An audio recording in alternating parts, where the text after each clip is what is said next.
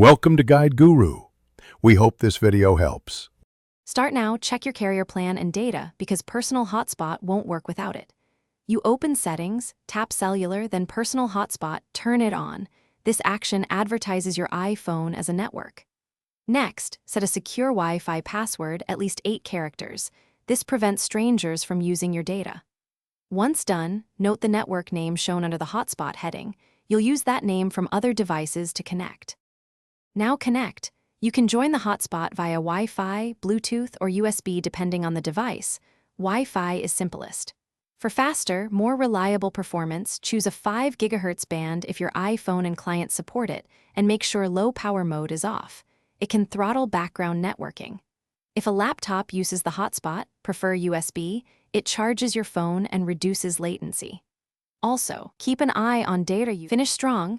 Control who reconnects by using auto join or choosing forget network on clients. This prevents unwanted automatic connections.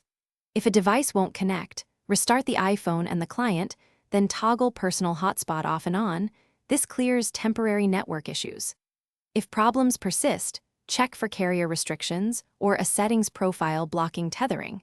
Contact your carrier to confirm Hotspot is enabled on your plan. One key tip: always update iOS to avoid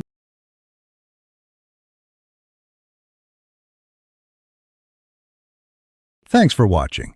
Consider subscribing if we helped you today.